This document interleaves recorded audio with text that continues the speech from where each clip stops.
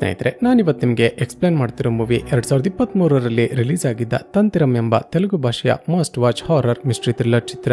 ಈ ಮೂವಿ ನೀವು ಇದುವರೆಗೂ ನೋಡಿರುವ ಹಾರರ್ ಮೂವೀಸ್ ಗಳಿಗಿಂತ ತುಂಬಾನೇ ಡಿಫರೆಂಟ್ ಹಾಗೂ ಸಖತ್ ಇಂಟ್ರೆಸ್ಟಿಂಗ್ ಆಗಿದೆ. ಈ ಮೂವಿಯಲ್ಲಿ ಯಾವುದೇ ಕಾರಣಕ್ಕೂ ಮನುಷ್ಯರು ಕಾಂಟ್ಯಾಕ್ಟೇ ಮಾಡಬಾರದಾಗಿರುವ ಜಿನ್ ಅಂದ್ರೆ ಇಸ್ಲಾಂ ಧರ್ಮದ ಪ್ರಕಾರ ಬೆಂಕಿಯಿಂದ ಸೃಷ್ಟಿಯಾಗಿರುವ ಒಂದು ದುಷ್ಟ ಶಕ್ತಿಯನ್ನ ಕಾಂಟ್ಯಾಕ್ಟ್ ಮಾಡಿದ ಒಂದು ಫ್ಯಾಮಿಲಿಯ ಕತೆ ಏನಾಗುತ್ತೆ ಅಂತ ತೋರಿಸಲಾಗಿದೆ. ಸೊ ಮತ್ತೊಮ್ಮೆ ಹೇಳ್ತಾ ಇದ್ದೀನಿ, ಈ ವಿಡಿಯೋ ತುಂಬಾನೇ ಇಂಟ್ರೆಸ್ಟಿಂಗ್ ಆಗಿರುತ್ತೆ. ಎಲ್ಲೂ ಕೂಡ ಸ್ಕಿಪ್ ಮಾಡದೆ ಕೊನೆಯವರೆಗೂ ನೋಡ್ತಾ ಹೋಗಿ. ಚಿತ್ರದ ಮೊದಲ ಸೀನಲ್ಲಿ ನಮ್ಮ ಪುರಾಣದ ಸಮುದ್ರ ಮಂಥನದ ಕಥೆಯನ್ನ ತೋರಿಸಲಾಗುತ್ತೆ. ದೇವತೆಗಳು ಹಾಗೂ ಅಸುರರ ಮಧ್ಯ ಸಮುದ್ರ ಮಂಥನ ನಡೆದಾಗ ಅಲ್ಲಿ ಅಮೃತ ಹೊರಗಡೆ ಬಂದಿರುತ್ತೆ. ಅಮೃತದಲ್ಲಿ ತಮಗೂ ಕೂಡ ಪಾಲು ಸಿಗ್ಬೇಕು ಅಂತ ಅಸುರರು ದೇವತೆಗಳ ಜೊತೆ ಯುದ್ಧ ಮಾಡೋದಕ್ಕೆ ಶುರು ಮಾಡ್ತಾರೆ. ಯಾವುದೇ ಕಾರಣಕ್ಕೂ ಅಮೃತ ಅಸುರರ ಪಾಲಾಗಬಾರದು ಅಂತ ವಿಷ್ಣು ದೇವರು ಮೋಹಿನಿಯ ಅವತಾರವನ್ನ ತಾಳಿ ಅಮೃತ ದೇವತೆಗಳ ಪಾಲಾಗುವ ಹಾಗೆ ಮಾಡಿರ್ತಾರೆ. ಮೋಹಿನಿಯ ಅವತಾರ ಎಷ್ಟು ಸುಂದರವಾಗಿರುತ್ತೆ ಅಂದ್ರೆ ಅಸುರರ ಜೊತೆ ದೇವತೆಗಳು ಕೂಡ ಮೋಹಿನಿಯನ್ನ ಇಷ್ಟಪಡೋದಕ್ಕೆ ಶುರು ಮಾಡಿರ್ತಾರೆ. ಈ ಮೋಹಿನಿಯ ರೂಪವನ್ನ ನೋಡಿದ ಬ್ರಹ್ಮದೇವರು, ನಾನು ಇವಳಿಗಿಂತ ಸುಂದರವಾಗಿರುವ ಹುಡುಗಿಯನ್ನ ಸೃಷ್ಟಿ ಮಾಡ್ತೀನಿ ಅಂತ ಅಹಲ್ಯಾಳನ್ನ ಸೃಷ್ಟಿ ಮಾಡಿರ್ತಾರೆ. ಹಾಗೂ ಇಡೀ ಬ್ರಹ್ಮಾಂಡದಲ್ಲಿ ಅತಿ ಸುಂದರ ಹುಡುಗಿಯಾಗಿರುವ ಅಹಲ್ಯಾಳ ಜವಾಬ್ದಾರಿಯನ್ನ ಗೌತಮ ಮಹರ್ಷಿಗೆ ಕೊಟ್ಟಿರ್ತಾರೆ. ನಂತರ ಅಹಲ್ಯ ವಯಸ್ಸಿಗೆ ಬಂದಾಗ ಬ್ರಹ್ಮದೇವರು ಅಹಲ್ಯಾಳ ಮದುವೆಯನ್ನ ಗೌತಮ ಮಹರ್ಷಿಯೊಂದಿಗೆ ಮಾಡಿಸಿರ್ತಾರೆ. ಮದುವೆಯ ನಂತರ ಇಬ್ಬರು ಸಂತೋಷವಾಗಿ ಜೀವನವನ್ನ ಮಾಡ್ತಿರ್ತಾರೆ. ಆದ್ರೆ ಒಂದು ದಿನ ಇಂದ್ರದೇವರ ಕಣ್ಣು ಅಹಲ್ಯಾಳ ಮೇಲೆ ಬೀಳುತ್ತೆ. ಅಹಲ್ಯಾಳ ಸೌಂದರ್ಯವನ್ನ ನೋಡಿದ ಇಂದ್ರದೇವರು ಹೇಗಾದ್ರೂ ಮಾಡಿ ಆಕೆಯ ಜೊತೆ ಇಂಟಿಮೇಟ್ ಆಗ್ಬೇಕು ಅಂತ ಒಂದು ಐಡಿಯಾ ಮಾಡ್ತಾರೆ. ಒಂದು ದಿನ ಗೌತಮ ಮಹರ್ಷಿ ಸ್ನಾನ ಮಾಡೋದಕ್ಕೆ ಅಂತ ನದಿಗೆ ಹೋಗಿದ್ದಾಗ ಇಂದ್ರದೇವರು ಗೌತಮ ಮಹರ್ಷಿಯ ರೂಪವನ್ನ ತಾಳಿ ಬಂದು ಅಹಲ್ಯಾಳ ಜೊತೆ ಇಂಟಿಮೇಟ್ ಆಗಿ ಬಿಡ್ತಾರೆ. ನಂತರ ಇನ್ನೇನು ಅಲ್ಲಿಂದ ಹೊರಡಬೇಕು ಅನ್ನುವಾಗ ಸ್ನಾನಕ್ಕೆ ಅಂತ ಹೋಗಿದ್ದ ಗೌತಮ ಮಹರ್ಷಿ ವಾಪಸ್ ಬಂದು ಬಿಡ್ತಾರೆ. ಇಂದ್ರದೇವ ತನ್ನ ರೂಪದಲ್ಲಿ ಬಂದು ಅಹಲ್ಯ ಜೊತೆ ಇಂಟಿಮೇಟ್ ಆಗಿದ್ರು ಅಂತ ಗೊತ್ತಾಗ್ತಿದ್ದ ಹಾಗೆ ಅವರಿಗೆ ಶಾಪ ಕೊಡ್ತಾರೆ. ನಂತರ ಅದೇ ಕೋಪದಲ್ಲಿ ತನ್ನ ಹೆಂಡತಿಗೆ, ಯಾವ ಸೌಂದರ್ಯದಿಂದಾಗಿ ನೀನು ಈ ರೀತಿಯ ತಪ್ಪು ಕೆಲಸವನ್ನ ಮಾಡ್ದೋ, ತಕ್ಷಣವೇ ಸೌಂದರ್ಯವನ್ನ ಕಳೆದುಕೊಂಡು ಶಿಲೆಯಾಗುವಂತ ಶಾಪ ಹಾಕಿ ಬಿಡ್ತಾರೆ. ಸ್ನೇಹಿತರೆ, ಇಷ್ಟೊತ್ತು ತೋರಿಸಿದ ನಮ್ಮ ಈ ಪುರಾಣದ ಕಥೆಗೂ ಚಿತ್ರದ ಕಥೆಗೂ ಇರುವ ಲಿಂಕ್ ಏನು ಅಂತ ಕ್ಲೈಮ್ಯಾಕ್ಸ್ ನಲ್ಲಿ ನಿಮ್ಗೆ ಗೊತ್ತಾಗುತ್ತೆ. ಚಿತ್ರದ ಮೊದಲ ಸೀನಲ್ಲಿ ಹೈದರಾಬಾದ್ ನಲ್ಲಿ ಕೆಲಸ ಮಾಡ್ತಿದ್ದ ಚಿತ್ರದ ಹೀರೋ ಅಜಯ್ ರಜೆ ಇತ್ತು ಅಂತ ತನ್ನ ಹಳ್ಳಿಗೆ ಬಂದಿರ್ತಾನೆ. ತುಂಬಾ ದಿನಗಳ ನಂತರ ಅಜಯ್ ಊರಿಗೆ ವಾಪಸ್ ಬಂದಿದ್ದ ಕಾರಣ ಇವನ ಫ್ರೆಂಡ್ಸ್ ಗಳೆಲ್ಲ ಸೇರಿ ಆ ದಿನ ರಾತ್ರಿ ಎಲ್ಲಿ ಡ್ರಿಂಕ್ಸ್ ಪಾರ್ಟಿ ಮಾಡೋಣ ಅಂತ ಡಿಸ್ಕಸ್ ಮಾಡ್ತಿರ್ತಾರೆ. ನಂತರ ಅಜಯ್ ಊರಿಂದ ಸ್ವಲ್ಪ ದೂರದಲ್ಲಿದ್ದ ಒಂದು ಜಾಗದಲ್ಲಿ ಡ್ರಿಂಕ್ಸ್ ಪಾರ್ಟಿ ಮಾಡೋಣ ಅಂತ ಡಿಸೈಡ್ ಮಾಡ್ತಾನೆ. ಸರಿ ಅಂತ 4 ಜನ ಫ್ರೆಂಡ್ಸ್ ಗಳು ಡ್ರಿಂಕ್ಸ್ ಗಳನ್ನ ಪರ್ಚೇಸ್ ಮಾಡಿ ಅಜಯ್ ಹೇಳಿದ ಆ ಜಾಗಕ್ಕೆ ಟಾರ್ಚ್ ಗಳನ್ನ ತೆಗೆದುಕೊಂಡು ಹೊರಡ್ತಾರೆ. ನಂತರ ಅಜಯ್ ಹೇಳಿದ ಆ ಜಾಗವನ್ನ ರೀಚ್ ಆಗಿ ಎಲ್ಲರೂ ಡ್ರಿಂಕ್ಸ್ ಮಾಡ್ತಾ ಎಂಜಾಯ್ ಮಾಡೋದು ಶುರು ಮಾಡ್ತಾರೆ. ಸ್ವಲ್ಪ ಸಮಯದ ನಂತರ ರವಿ ಅಜಯ್ಗೆ, ಅಜಯ್ ತುಂಬಾನೇ ಬೋರ್ ಆಗ್ತಿದೆ, ನಾವು ಕೂತಿರುವ ಈ ಜಾಗದ ಸುತ್ತಮುತ್ತ ಎಲ್ಲ ಕಡೆ ಕತ್ತಲೇನೆ ಇದೆ, ಈ ಅಟ್ಮಾಸ್ಫಿಯರ್ ಗೆ ಸೂಟ್ ಆಗುವ ರೀತಿ ಒಂದು ಒಳ್ಳೆ ಹಾರರ್ ಸ್ಟೋರಿಯನ್ನ ಹೇಳು ಅಂತ ಕೇಳ್ತೇನೆ. ಅದಕ್ಕೆ ಅಜಯ್, ಸರಿ, ನಮ್ಮೂರಲ್ಲಿ ಹಲವು ವರ್ಷಗಳ ಹಿಂದೆ ನಡೆದಿದ್ದ ಒಂದು ನಿಜವಾದ ಹಾರರ್ ಸ್ಟೋರಿಯನ್ನೇ ಹೇಳ್ತೀನಿ, ನಿಮಗೆ ಜಿನ್ ಎಂಬ ದುಷ್ಟಶಕ್ತಿಯ ಬಗ್ಗೆ ಗೊತ್ತಿದೆಯಾ ಅಂತ ಕೇಳ್ತೇನೆ.